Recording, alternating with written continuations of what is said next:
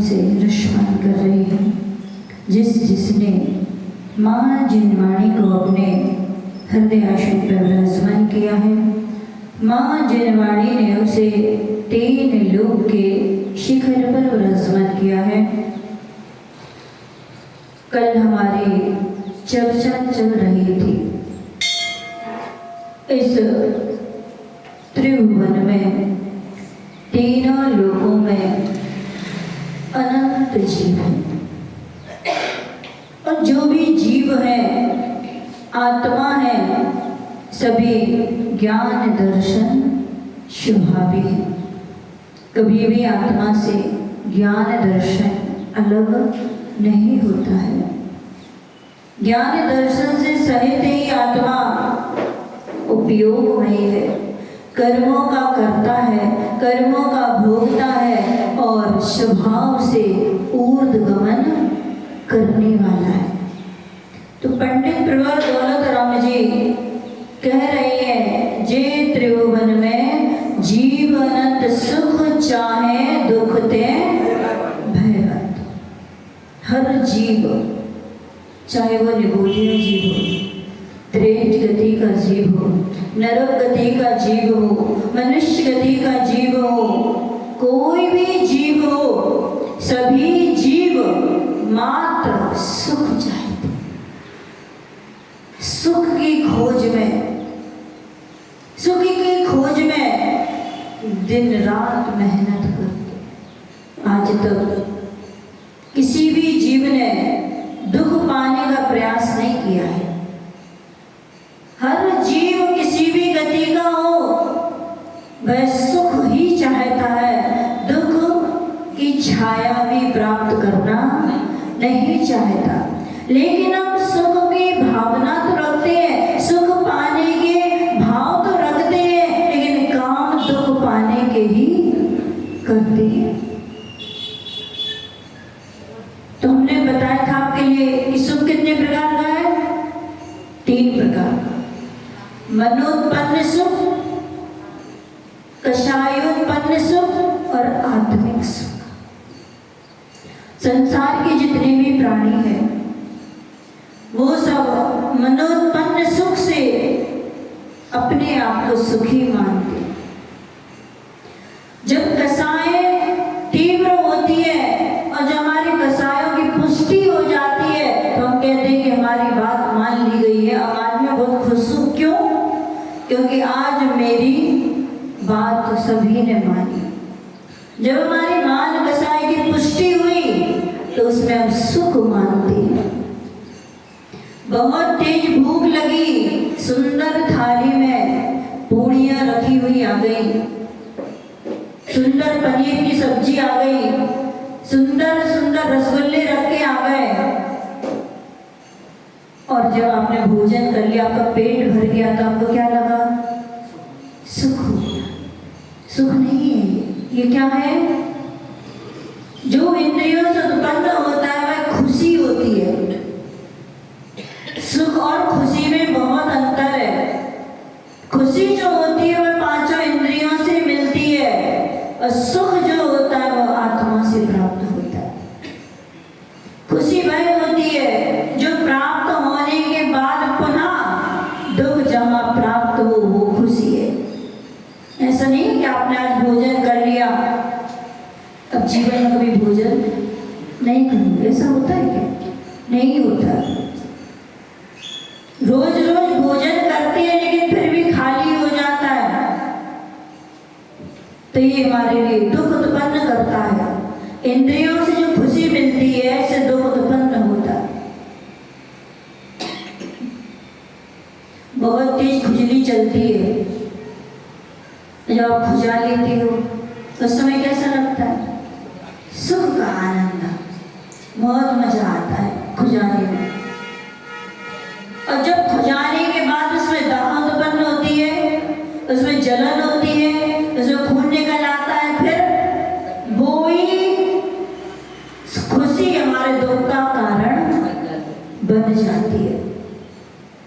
आचार्य भगवान ने, अमरचंद्र स्वामी ने आत्मा की जो 47 शक्तियां हैं, उन शक्तियों बताइए, क्योंकि आत्मा का जो स्वभाव है, अभी तो शरीर के स्वभाव पर चलती है।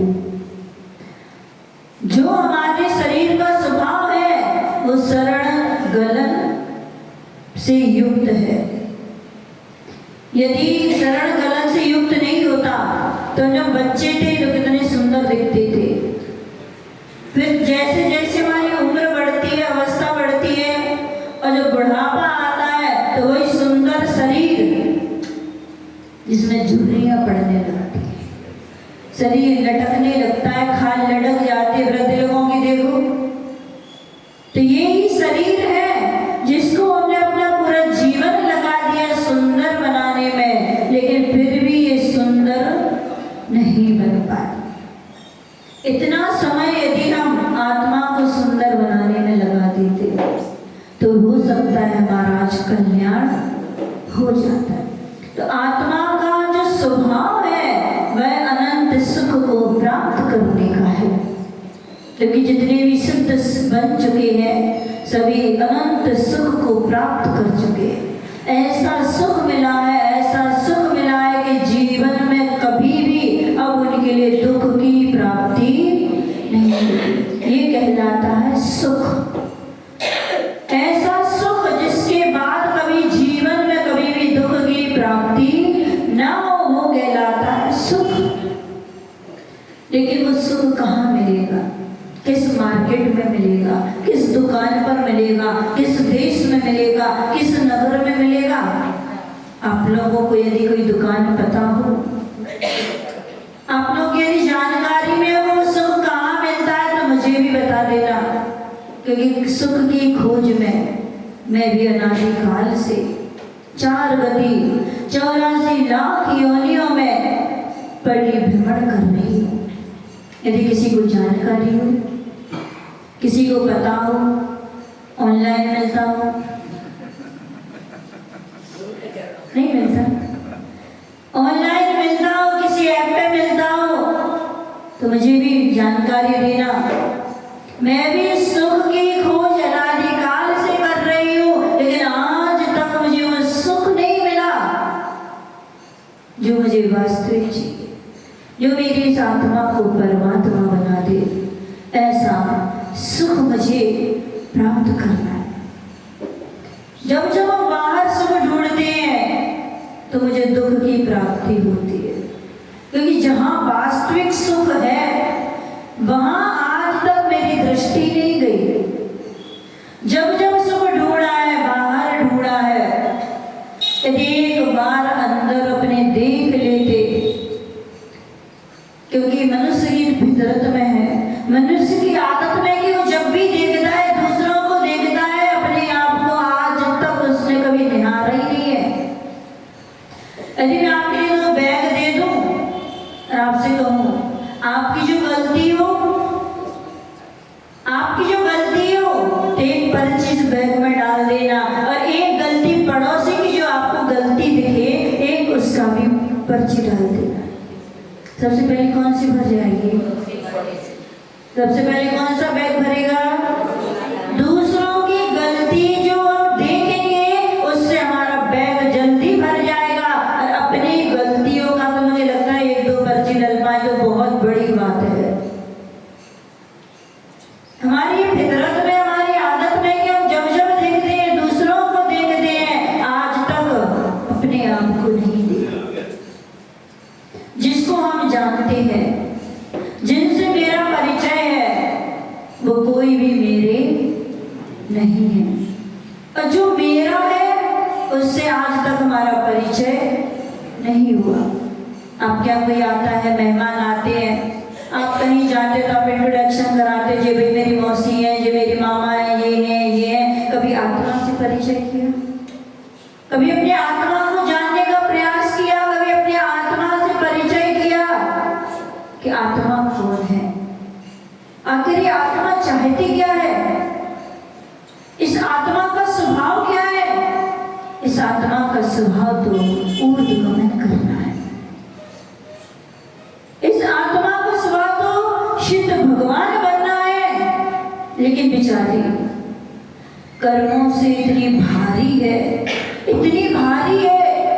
कि ऊर्ध्वगमन कर ही नहीं पाती है,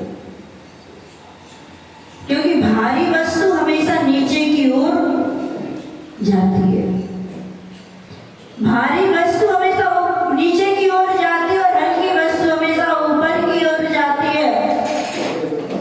एक लकड़ी का टुकड़ा, एक लोहे का टुकड़ा यदि आप पानी में डालोगे तो कौन सा डूबेगा? लकड़ी का डूबेगा, नहीं डूबेगा, लोहे का डूबेगा। क्यों डूबा लोहे का? क्योंकि वो वजनदार है, भारी है, इसीलिए वो पानी में डूब गया। लकड़ी का टुकड़ा जो हल्का फुल्का है तो वो पानी में तैर गया। तो अभी हम अष्ट कर्मों से इतने भारी है कि हम ऊर्ध्वगमन कर ही नहीं पाते। जब आप यहाँ शिखर बनती है ना मंदिर की, तो जब शुरुआत होती है तो बहुत चौड़ी होती है और धीरे धीरे जाके वो छोटी होती जाती है। और जब उसमें कलशारोहण हो जाता है तो उस जो कलश होता है उस कलश के ऊपर एक चिड़िया भी बैठ नहीं सकती। तो जैसे ही उस कलश के ऊपर एक चिड़िया नहीं बैठ सकती, ऐसे ही जिस दिन हम इस संसार से ऊपर की ओर उठेंगे और जिस दिन हम सिद्ध शिला में पहुंच जाएंगे, कर्मों की एक चिड़िया भी हमारे ऊपर नहीं आ पाएगी। तभी हम बहुत वजनदार है। उस सुख शक्ति को प्राप्त करना है। वो शक्ति जब मिलेगी, जिसको मिली है, जिसको मिल रही है और जिसको भविष्य में मिलेगी, उसको अपने आत्मा में ही शांति मिलेगी। हमारे अंदर सुख का खजाना भरा हुआ है और हम बाहर खजाने को ढूंढते हैं। बाहर हम खजाने को ढूंढते हैं, वो खजाना हमारी आत्मा में भरा पड़ा है, लेकिन हम दूसरों को मात्र देखते रहते हैं। भक्त राम सुख की खोज में निकले। मन में बहुत विकल्प थे, मन में बहुत संकल्प थे कि मुझे सुख चाहिए, मुझे सुख को प्राप्त करना है। और वह जंगल की ओर बढ़ गए सुख ढूंढने के लिए। सुख को प्राप्त करने के लिए जंगल की ओर बढ़ गए भगत राम जी। वहां देखते हैं एक साधु बैठे हुए हैं। मन में विचार आया, क्या यही सुख है? क्या जंगल में सुख मिलता है?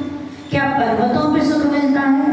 क्या नदी के किनारे सुख मिलता है? क्या गुफाओं में सुख मिलता है? आखिर ये सुख मिलता कहाँ है? और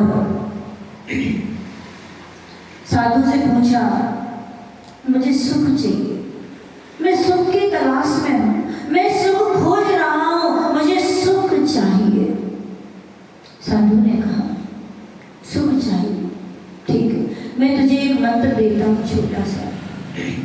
इस मंत्र को ले जा और सामने नदी बनी हुई है, उस नदी के किनारे तट पर बैठ करके तू इस मंत्र का जाप करना। उसमें से एक मगर निकलेगा, वो मगर तुम्हारे लिए सुख का रास्ता बताएगा। और वह भगत राम जी पहुंचे नदी के किनारे, जाप लेकर के करने लगे। और कुछ समय बाद उस नदी में से बहुत विशालकाय मगर निकला। और जैसे ही मगर निकला, भगत राम जी उनके खड़े हो गए। अरे आप आ गए? मगर कहता है कि तुमने मुझे याद किया, मैं आ गया, बोलो क्या काम है? भगत राम कहते हैं, मुझे एक साधु ने बताया है कि तुम मुझे सुख का रास्ता बताओगे। मुझे सुख चाहिए, मैं सुख की खोज में हूँ, मैं सुख प्राप्त करना चाहता हूँ, आप मुझे सुख का रास्ता बताइए। मगर सुन रहा था और उस भगत राम से बोला, मैं तुम्हें सुख का रास्ता बताता हूँ, पहले मेरा एक छोटा सा काम कर दो, छोटा सा मेरा एक काम कर दो, मैं तुम्हारे लिए सुख का रास्ता बता दूंगा। भगत राम बोले, हाँ बोलिए, आप मुझे सुख का रास्ता बताओ, मैं आपके सब काम कर दूंगा। मगर ने एक लोटा लिया और भगत राम से कहा, भगत राम, मैं बहुत समय से प्यासा हूँ, मुझे बहुत प्यास लग रही है, मेरा कंठ सूख रहा है, मेरे प्राण निकल जाएंगे, सबसे पहले तो मुझे एक लोटा जल ला दो, एक लोटा मात्र मुझे जल ला दो, मैं पानी पी करके अपने कंठ की प्यास को बुझा लूंगा, उसके बाद मैं तुम्हें सुख का रास्ता बताऊंगा। भगत राम जी बड़े आश्चर्यचकित मन में विचार करने लगे और कहते हैं, आप कैसे पागल जैसी बात करते हो, आप पागल जैसी बात क्यों करते हो, आप मूर्ख जैसी बात क्यों करते हो, आप इतने विशाल समुद्र में 24 घंटे रहते हो और मुझसे एक गिलास पानी मंगा रहे हो, मुझसे एक लोटा पानी मंगा रहे हो, आप कैसी बात करते हो, आप कैसी बात करते हो कि इतने विशाल समुद्र में रहते हुए आप प्यासे कैसे हो, क्या इस समुद्र का पानी अच्छा नहीं है जो आपकी प्यास नहीं बुझा सकता। मगर कहता है, मुझसे बड़े मूर्ख तो तुम हो, मुझसे बड़े पागल तो तुम हो, तुम्हारे अंदर लहराता हुआ सुख का सरोवर है और तुम सुख की खोज जंगलों में कर रहे हो, तुम सुख प्राप्त करने के लिए भटक रहे हो, कि तुम्हारे अंदर सुख का खजाना पड़ा हुआ है। किसी कवि ने बहुत अच्छी लाइन लिखी है, आनंद स्रोत बह रहा, मन क्यों उदास है, आनंद स्रोत बह रहा, मन क्यों उदास है, अचरज है जल में रह के भी मछली को प्यास है, अचरज है जल में रह के भी मछली को प्यास है। आनंद स्रोत बह रहा है, हमारे अंदर सुख का खजाना भरा पड़ा है, लेकिन आश्चर्य की बात है कि हम सुख की खोज अन्य जगह करते हैं, हम सुख की खोज इंद्रियों में करते हैं, हम सुख की खोज बाह्य वस्तु में करते हैं। कितनी बड़े आश्चर्य की बात है, अचरज की बात है कि इतने बड़े समुद्र में रह करके मगर प्यासा है, इतने बड़े समुद्र में रह करके जल जीव प्यासे हैं, कितनी बड़ी आश्चर्य की बात है, अचरज की बात है। ऐसे ही हमारे अंदर, मनुष्य के अंदर वह संयम का, साधना का, तप का, त्याग का खजाना भरा पड़ा है। यह आत्मा परमात्मा बन सकता है, लेकिन हम मात्र सुख की खोज में इधर उधर भटकते हैं। कई भोजन में सुख ढूंढते हैं, जब प्यास लगती है तो फ्रिज के ठंडे पानी में सुख ढूंढते हैं, जब नींद आती है तो डल्लब के गद्दे में सुख खोजते हैं। लेकिन यह सुख है क्या? यह सुख नहीं है, ये दुख देने वाले हैं।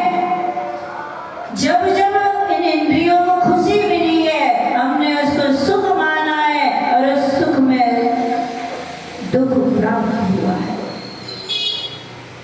अनादिकाल हो चुकी है सुख की खोज करते करते। इस तीनों लोक में जितने भी जीव हैं सब सुख चाहते।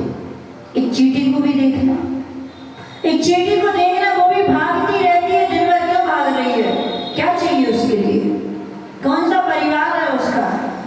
क्या उसको पालन पोषण करना है? क्यों भागती है वो चींटी?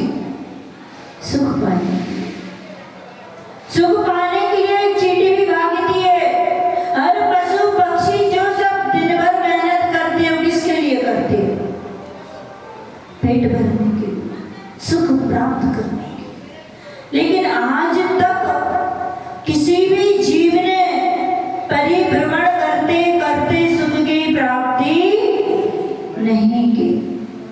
हमारे सामने पार्श्वनाथ स्वामी बैठे हुए हैं, इन्होंने असली सुख को प्राप्त कर लिया है। इन्होंने इस सुख को प्राप्त कर लिया है जो कभी भी दुख के रूप में परिवर्तित नहीं होगा। भगवान को देख के कभी उनसे पूछ लिया करो, कभी उनसे चर्चा कर लिया करो, कभी उनसे बात कर लिया करो। पूछना उनसे, भगवान आपने सुख कैसे प्राप्त किया, आपको सुख की प्राप्ति आखिर हुई कैसे? आप कभी चिंतन नहीं किया भगवान हाथ पे हाथ रख के क्यों बैठे? क्या कारण है कि भगवान हाथ पे हाथ रख के बैठे हैं, भगवान पैर पे पैर रख के बैठे हैं, भगवान ने अपनी दृष्टि को नाशाग्र कर लिया? क्या कारण है? क्या कमी थी उनके पास? क्या उनके लिए जीवन भर खुशी नहीं मिल पाती? मिल सकती थी। राजा महाराजा थे, राजकुमार थे, क्या उनको जीवन में कभी खुशी नहीं मिलती? क्या वो घर नहीं छोड़ते तो क्या जीवन भर खाने को नहीं मिलता? सब कुछ मिलता, खूब खुशी मिलती, लेकिन सुख नहीं मिलता। संसार में सुख नहीं है। इस संसार में कितना भी खोजते रहना, लाखों करोड़ों रुपए खर्च कर देना, लेकिन इसमें सुख मिलने वाला नहीं है। जब जब मिलता है दुख मिलता है, और हम दुख को खुशी मान लेते हैं, इसलिए आज तक दुखी बने हुए हैं। उस सुख को प्राप्त करना है। उन गजकुमार महामहिराज को देख लेना, उनकी ससुर ने जलती हुई उनके सिर पर सिगड़ी रख दी। क्यों रखी थी? क्रोध में आकर की सिगड़ी रख दी थी कि जब इनको बैराग धारण करना था, जैनेश्वरी दीक्षा लेना था, इनको मोक्ष जाना था, तो इन्होंने मेरी बेटी का जीवन बर्बाद क्यों किया? मेरी बेटी का जीवन बर्बाद क्यों किया? तो ने क्रोध में आकर के और गजकुमार मणिराज के सिर पर जलती हुई सिगड़ी रख दी थी। शरीर पूरा उनका पूरा सिर जल चुका था, लेकिन उस दुख को दुख न माना। गजकुमार मणिराज ने उस दुख को दुख नहीं माना, लेकिन शरीर जल रहा है, आत्मा तो उज्जवल हो रही है। इधर शरीर जल रहा था, उधर आत्मा उनकी शुद्ध हो रही थी, क्योंकि बिना तपन के आज तक कोई भी शुद्ध नहीं हुआ। हमने स्वर्ण को देखा है, स्वर्ण जो होता है जब खदान से निकलता है तो काला पत्थर नजर आता है, कोयला जैसा दिखता है, लेकिन आज आप लोगों का आभूषण बना हुआ है, आपके इस पुतगल की शोभा बना हुआ है। कैसे बना? कैसे कैसे उसने कष्टों को सहन किया। उस स्वर्ण ने, उस सोने ने कितने कितने कष्टों को सहन किया है। 16 ताव लगाते हैं, अग्नि में झुलसना पड़ता है, अग्नि को समर्पित करना पड़ता है, तब जाकर के वो स्वर्ण के रूप में आता है, तब जाकर के वो हमारे शरीर का आभूषण बनता है। घी भी ऐसे नहीं बन जाता, घी ऐसे नहीं बन गया, उसने भी बहुत कष्टों को सहन किया है। आप जब घी बनाते हो तो सबसे पहले दूध को गर्म करते हो। कैसे गर्म करते? ऐसे डाल देते हो क्या गैस पर? चूल्हे पे ऐसे डाल देते हो? तपेली में गर्म करते हैं। तो पहले कौन तपा? पहले दूध तपा कि तपेली तपी? कि दूध तप गया? तपेली पहले तपती है, फिर जाकर के दूध गर्म होता है, फिर जाकर के आप उसका दही जमाते हो, फिर जाकर के आप उसको मिक्सी में चलाते हो, फिर उसमें से नैनो निकालते हो, फिर उसको फिर गर्म करते हो, तब जाकर के घी निकलता है। तो यदि आत्मा को शुद्ध करना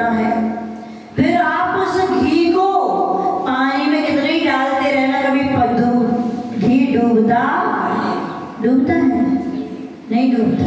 आप पानी में डालना, दूध में डालना, घी तैर करके ऊपर आ जाता है। तो ऐसे ही इस आत्मा को यदि शुद्ध बनाना है, वास्तविक यदि सुख को प्राप्त करना है, तो पहले इसके लिए इस शरीर रूपी भगोनी में तपेली में रख करके इसको ध्यान रूपी अग्नि में तपाना पड़ेगा। ध्यान रूपी अग्नि में इस शरीर को पहले आत्मा तपेगी कि शरीर तपेगा? कौन तपेगा? उपास करोगे तो पहले कष्ट किसको होगा?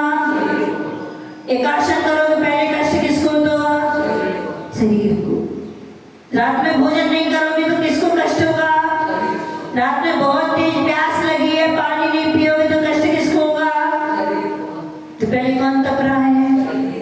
पहले शरीर तपेगा, उसके बाद आत्मा जो है ध्यान रूपी अग्नि में तप करके और सिद्ध रूपी स्वर्ण बने को प्राप्त हो जाएगी। जिस दिन ये सिद्ध बन जाएगी, लौट कर कभी संसार में वापस नहीं आएगी, क्योंकि अब उसने अनंत सुख को प्राप्त कर लिया है जो कभी समाप्त होने वाला नहीं है। तो ऐसे ही हमारे लिए भी उस परम गति को प्राप्त करना है, उस सिद्ध गति को प्राप्त करना है, यदि वास्तविक सुख प्राप्त करना है तो सिद्ध भगवान के लिए है जो कभी भी समाप्त होने वाला नहीं है।